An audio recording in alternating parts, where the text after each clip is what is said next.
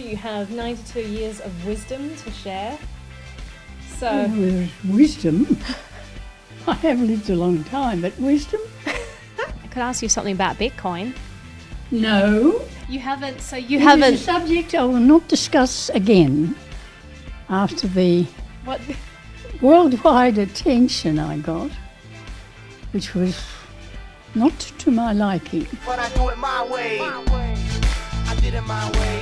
Vegas trips and silver whips, I did it. My grandmother has 92 years of accumulated wisdom. So as someone who has grown up in a very different period to the time that we're living in now, thought it would be nice to chat to her and get her perspective on a lot of different things. You were born in 1925. Yes. You had very different technologies available. You didn't have a refrigerator. You didn't even have an icebox for a lot of your time. No washing machine. You're talking about 1925 when I didn't have these things. I'm talking about 1950s when I didn't have those things. Not because they weren't available, but because we honestly could not afford them. We were married quite a few years before we had an icebox, and we only got that because one day my father-in-law came to see me and he wanted a cool drink and I didn't have one.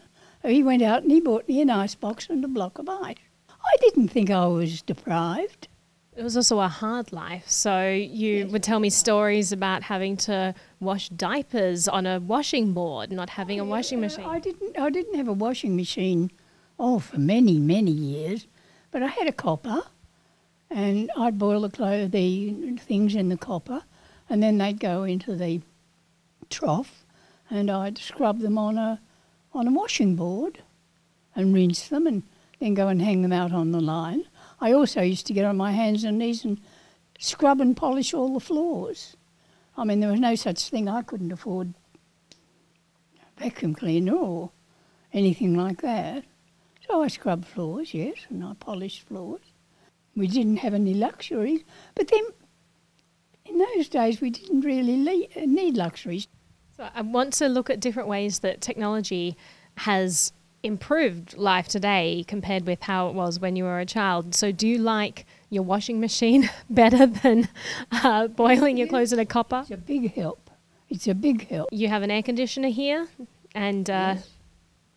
Well, I'm in a retirement village now, and I guess I'm living in more luxury than I've ever lived. the standard of living today is much higher than when you grew up. Oh, absolutely, absolutely. You have a television now, but when you were younger, you didn't have a television. No, what age was I? I remember our first radio. And it was a little, it was called a Lekmek, and it was just a little one, sort of with an oval top on it, little one. And I will remember, I was only a little girl, but I will remember Monday nights the ABC used to put on a serial. And the one I remember most was one called Khyber, and it was all about the Indian in Khyber Pass and the fighting of the... And I can still see us now, sitting around this little Lekmek, staring at it, as if listening to the radio, which was a bit hard to listen to because in those days it was fairly new, and we had, of course, Geraldton was the port, and we had a lot of telegraphy. The telegraph was coming through. When somebody used the telegraph lines, it came through the radio. So you had to put up with this diddy-diddaring during what you were trying to understand about the serial you were listening to.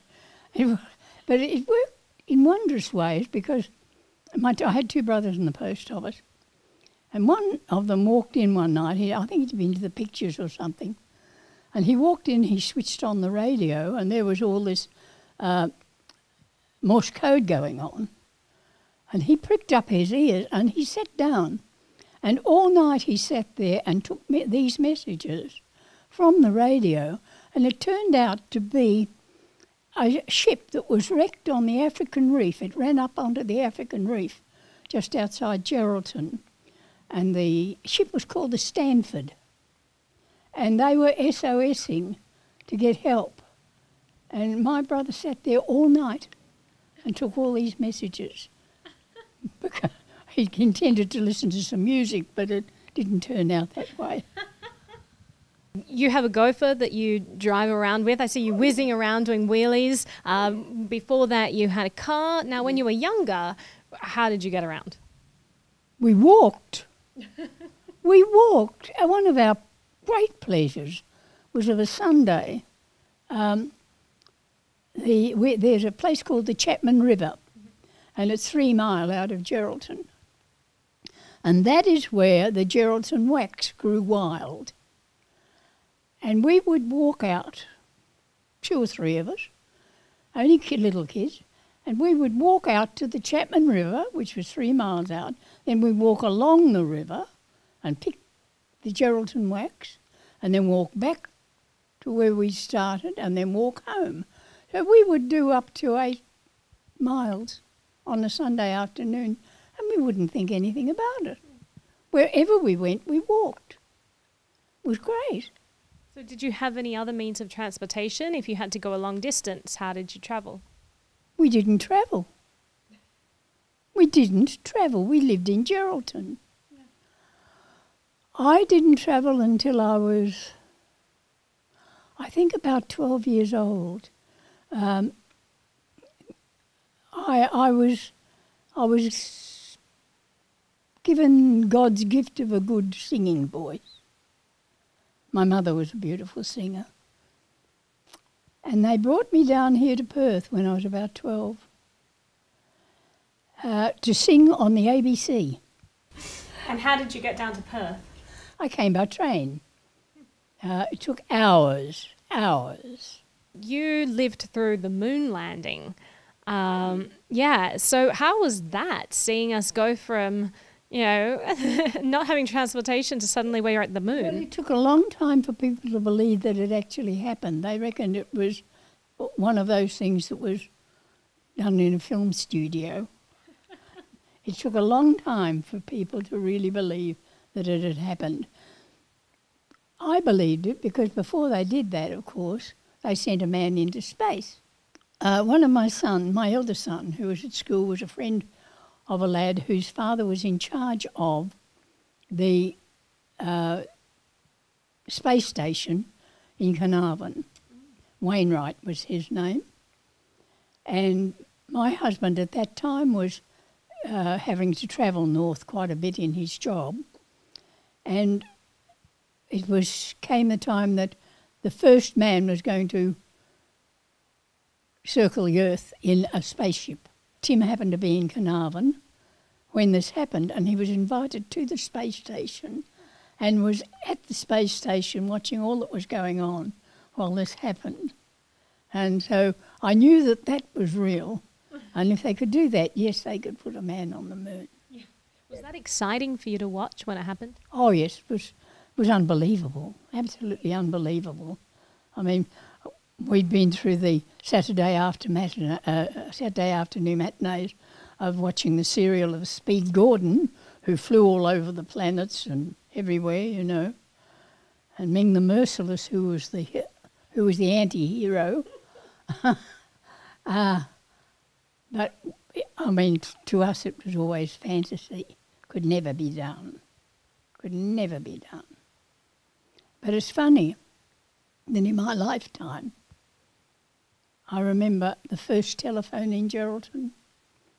I remember radio coming to Geraldton. I suppose there would have been about 20 families in Geraldton who would have owned a car. I remember all these first things that happened.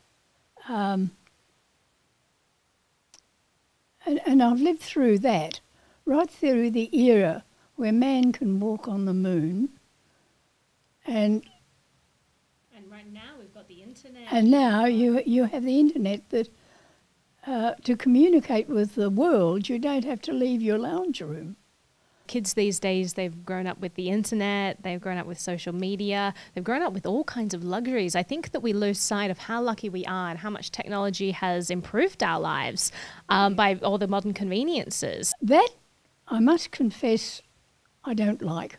One of the things that breaks my heart is to see little children as young as 4 with their eyes stuck onto a phone. They don't communicate. They don't know how to communicate.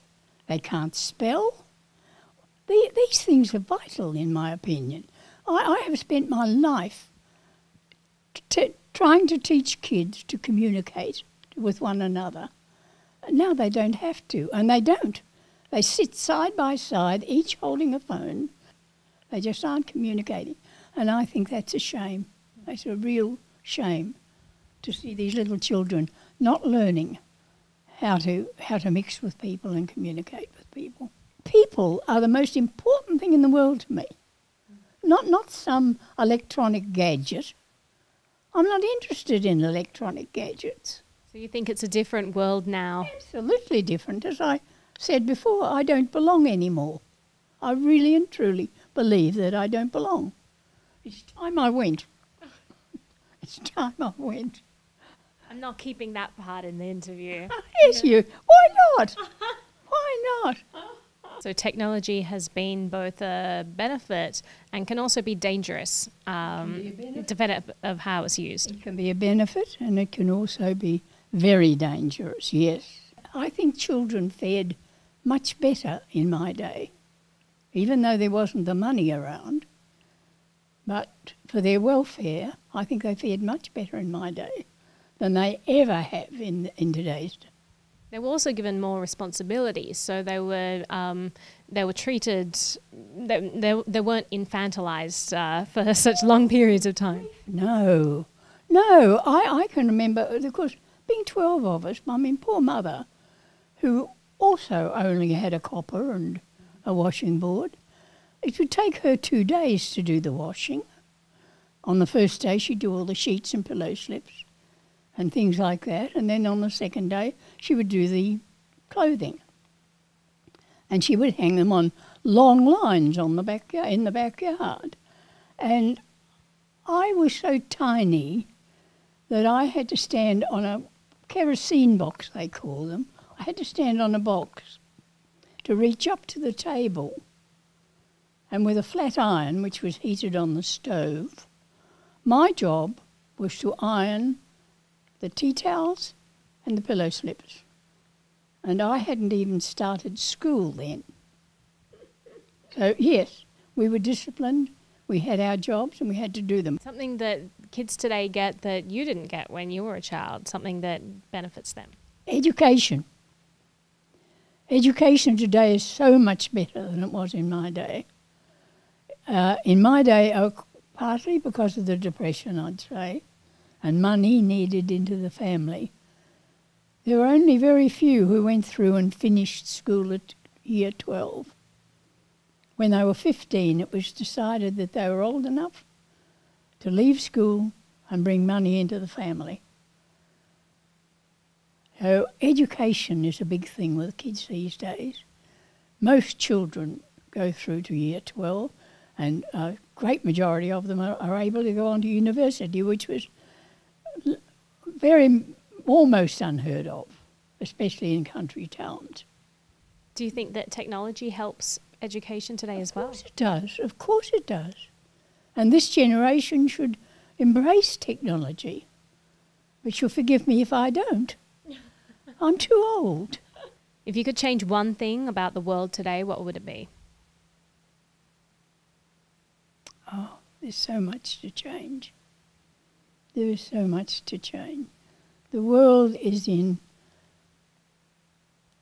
it's in danger at the moment, no matter where you look. In the Second World War, it was the war that was going to end all wars.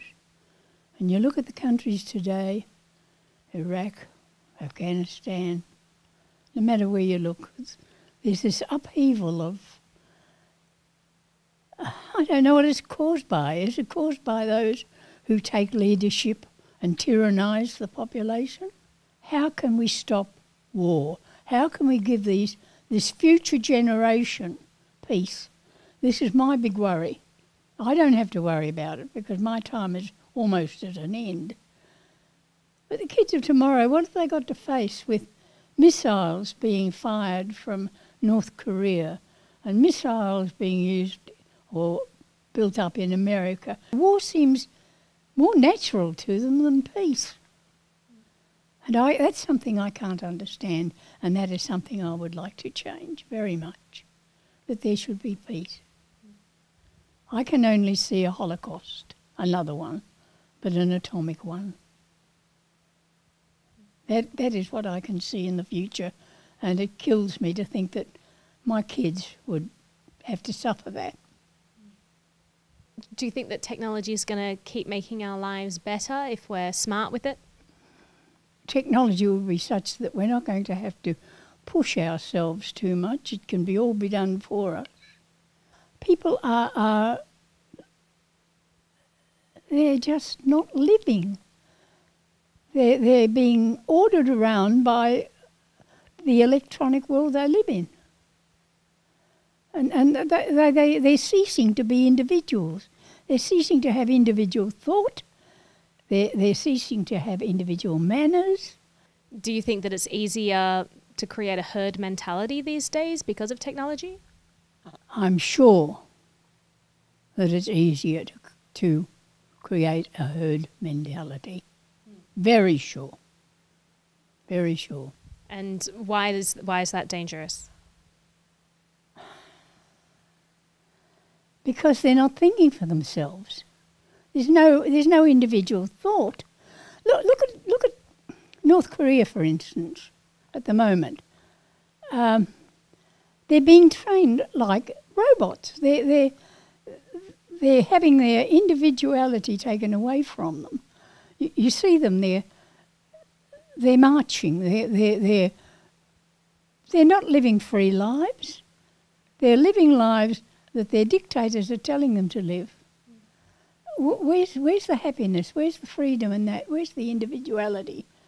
I mean, they can't even show emotion if they decide that something is wrong and they want to say it's wrong. They can't say it because they'd probably be shot. Do you think they have no freedom? People have no freedom. Do you think that governments are going to become more oppressive as time goes by? Yes, I do. I mean, just look at the heads of government at the moment, and it makes me shiver when I think about it. With our Westminster system, those men are in government because we vote them in there to do our job, to speak for us and to do our job. We do not need dictators. We need people that we can put into government to do our job on a short-term basis, and if they don't do the job, then they're kicked out. If they do the job, they're re-elected. That's why I like Bitcoin, because it gives the government less power. If people control their own money... That's right. The power should be with the people. And we have that power. But are we using it correctly? We're not thinking. Has he got the ability to run our country? Half of them haven't. They're there because the pay packet's good. Not because they want to run our country and do the right thing by our country. Where do you see money in 10 years? Do you think it's all going to be digital? I think it's all going to be electronic. And that's why I can't stay, because I wouldn't know how to spend it.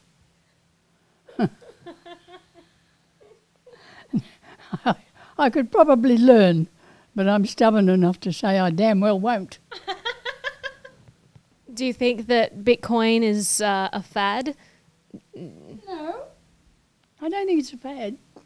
I think it's a reality. It's happened, and it's going to continue to happen. It might be in a different sort of form. They'll probably enlarge on it or refine it, or I don't know. But no, I think it's here to stay. I think it's here to stay.